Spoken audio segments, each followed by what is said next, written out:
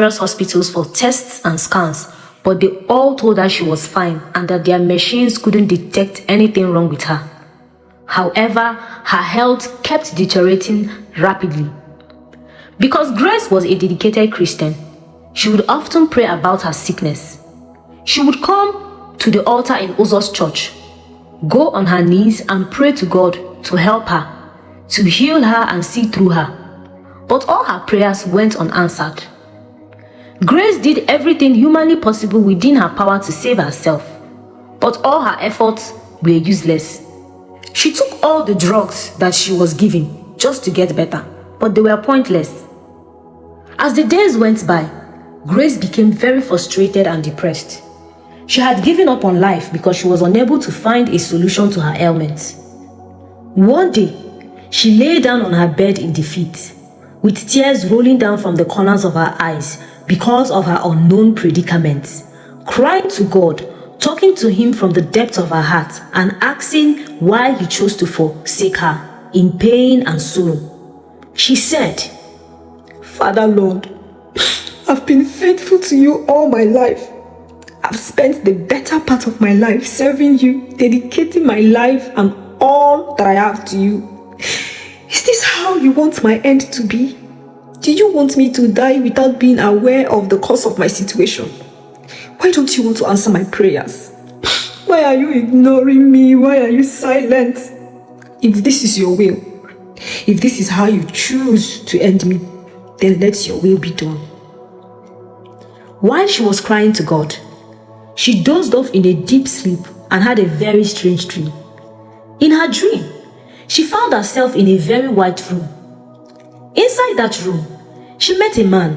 The man called her by her name and told her, "Grace, I have heard your cry, but the altar in which you choose to serve me does not belong to me. I am not there. It has been sold to the devil. You are not serving me, and you are not praying to me in that altar.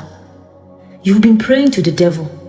If you wish to be healed, if you want me to hear you, you have to stop worshiping at that altar where I can't hear you. Stop worshiping the devil." Grace was shocked. She wanted to ask the man some questions, but he suddenly vanished and Grace woke up sweating seriously. The dream she had was very strange, and she woke up feeling confused. She recalled the words of the man and what he said about the altar, and it only got her more confused. "But Pastor Uzo is praying in the name of the Lord. He's casting out demons and healing the sick. He's always giving prophecies that come to pass. What then does this man mean when he said the altar is altered and sold to the devil?" Grace asked herself. She decided to stay away from the church for some days. She started fasting and praying fervently at home, begging God to heal her, begging God to forgive her if she had offended him. Fortunately, as days went by, she realized her health started getting better and better, and in less than a week, her health was fully restored. She overcame the tribulations of Lulu and escaped death. Meanwhile, back at the spiritual world where Uzo frequently went for his powers, there was chaos and pandemonium. The master of Lulu was very angry at Uzo because he was unable to claim the member it had picked. Uzo was called out during the meeting and scolded. "You fool! Why did you surround yourself with people who know that man? Why is a true believer a member of your church? What have you done? I told you that you don't need to surround yourself with people who are strong in faith. You need to avoid them." Uzo became very afraid. This would be the first time he saw the man provoked and angry since he joined the coven. He tried to speak in his defense. He didn't know the man that the Great One was talking about, but with wisdom he understood that he meant Jesus Christ because his name was not allowed to be mentioned in the coven. "I'm sorry, Great One. I had no idea she was a true believer. I felt her prayers were merely for show off. I didn't know she was a true believer." The master screamed at him to shut up. "Since you foolishly allowed a member who is more powerful than the coven into your church, you will have to pay a price for your foolishness and negligence.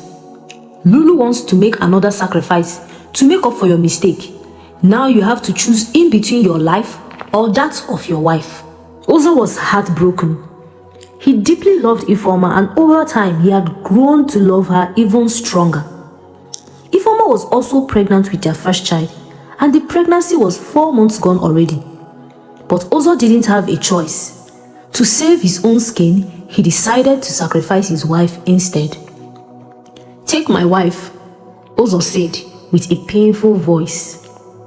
Master Lulu laughed hysterically at Uzo's decision and told him to go back to his seat in the coven.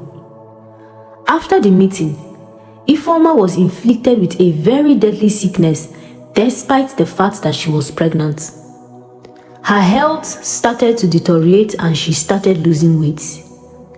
Each time she went to the hospital for checkup, the doctors would tell her that she was fine and that the cause of her health issue might be her pregnancy hormones. "Don't worry, you are perfectly alright. It's probably because it is your first pregnancy and your body is getting used to it," the doctors would tell her. Ifeoma had no idea that her husband was not a genuine man of God. She felt she was serving a true God, but unknown to her that Uzo was a member of the Lulu kingdom. One day, the wife started praying about her condition. She refused to believe her condition was normal, just like the doctor said. Every night, she would have strange nightmares. She would see snakes chasing her in the dream. Most times, she would see some wild animals running after her, trying to eat her up, and this only convinced her that her condition wasn't normal. Uzo knew that Ifeoma was on her path to death because he had already sacrificed her to save his own skin, so he didn't pay much attention to her predicament. Whenever she told her husband Uzo about the dreams she experienced, Uzo would debunk her fears and tell her that it is nothing. However, she refused to believe that her condition was normal and continued to pray fervently. Yet, there were no changes and her health continued to deteriorate. People in the church started to notice that Ifeoma had changed in her weight and appearance, but they all assumed that it was because of her first pregnancy. As time went on, she became bedridden and could no longer do the things she used to do. Yet she kept fasting and praying to God for help. One fateful night, Uzo was invited to another church as a guest minister, and Ifeoma was at home alone. That night, she prayed and cried to God for help as usual, until she eventually dozed off. When she dozed off, she had a dream. In her dream, she saw her husband with a very long sword, walking towards her with the intention to stab her. She was shocked at first, but when she saw his face and realized that he was after her life, she started running away. Uzo started chasing her in the dream. She kept running for her dear life until she woke up. When she woke up, she was shocked at what she experienced in the dream. She had a lot of questions which confused her. It felt very suspicious, and she recalled the fact that her husband doesn't like to pray with her. He often preferred to pray alone, unlike other pastors that she knew who often prayed with their families. After thinking for a while, Ifeoma decided to leave the house for some time. She packed some of her things and went back to her family house. Her family house was located in another state, so she was no longer able to come to Uzo's church. Back at her state, she started attending her family church, and together with her family pastor, they fasted and prayed for God to heal her and make her better. Within the space of a week, Ifeoma's health improved, and with time, she regained her full health once again. It was then that the realization struck her that her husband wasn't a genuine pastor. The dream she had was enough proof that Uzo belonged to a dark spiritual kingdom. When Uzo returned from the place he went to minister, he was surprised when he didn't see his wife at home. He called her on the phone and she told him that she would be staying with her mother for some time. Uzo didn't think much about it. He said to himself, "It's better you die at your family house and not my house. That way, no one would suspect me." However, at the end of the month, during the meeting in the spiritual world, Lulu was very furious with Uzo. "You stupid fellow. For the past 2 months, we haven't been able to get any sacrifice from you. What is happening?" Uzzah was surprised and also puzzled. He didn't know what to say or what to do. He tried to defend himself. He told the master, "I don't know what is happening. You asked me to sacrifice my wife and I accepted. She fell terribly ill and I was expecting her to die. I don't know what happened," Uzzah said. The master became very angry and furious. He told Uzzah that there was nothing else that could be done. Lulu was very angry with him. He said to Uzzah, "Since we are unable to get anyone from you, then we have to claim your life. That is the price you have to pay for your negligence. You were warned not to surround yourself with people who know that man, yet you were stubborn. You only have 7 months to live." Uzzah broke down in tears. He knelt down before the master and begged for mercy. "Please, spare me. You can take someone from the church. You can take a dozen, but please don't take my life." The master ignored him and sent him back to his seat. Uzzah couldn't believe his ears. He became very scared because he didn't want to die. When he woke up the next morning, he started preparing to go to church. He was looking at himself in the mirror when suddenly he was struck with paralysis and he fell to the floor. Half of his body was paralyzed and he couldn't move or do anything. His workers quickly entered his room when they heard him scream and saw him lying on the floor. They helped him onto the bed, but Uzzah was unable to do anything. He couldn't talk or move his limbs. All he could do was blink his eyes. The church became worried about Uzzah. They started telling him to pray for himself so God would heal him, since he had the power to heal other people. But Uzzah couldn't move. He could only hear what they were saying. Since Uzzah was incapacitated, his members started leaving his church one by one in search of other churches where miracles were performed. In the space of 1 month, Uzzah's church became an empty hall, and all his members vanished, including his workers. Uzzah waited for his death, but death refused to come. The master had previously told him that he wouldn't die so easily, that he would suffer just as much as he enjoyed the wealth from Lulu. Everyone deserted Uzzah.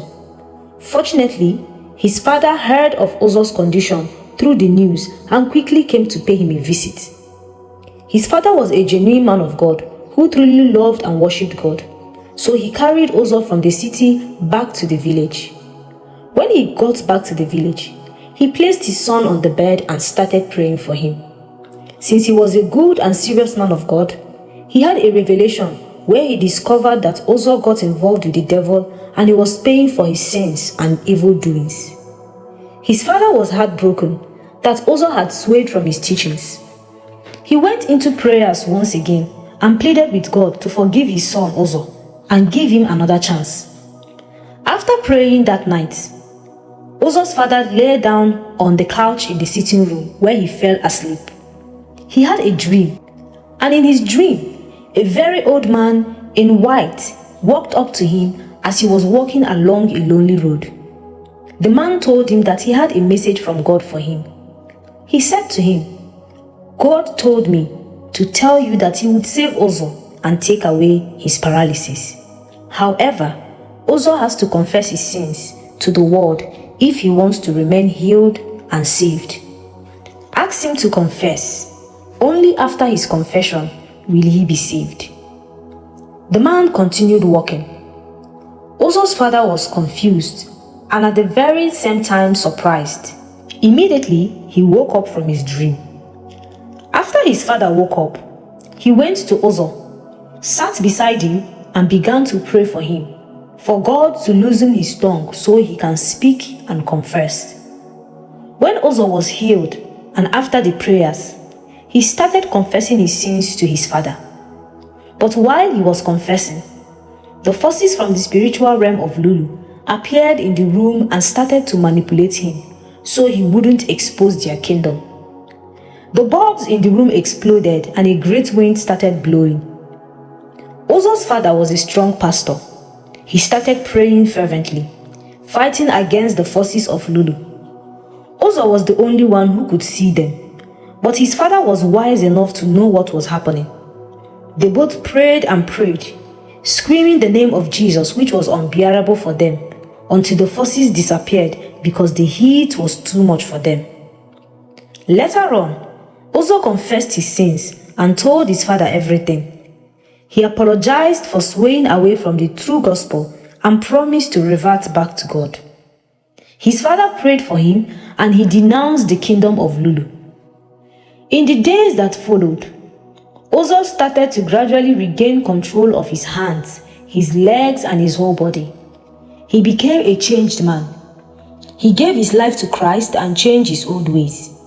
He started preaching the true gospel once again, using himself as an example to tell other people that life is vanity and going to the devil for wealth would only end in regrets. He went back to meet his wife's family and begged them for forgiveness. They wanted to chase him away, but Ifeoma told them that she had forgiven him. Uzzah was very happy. Together, they both returned to his village, where he took over his father's church, and they all lived happily ever after.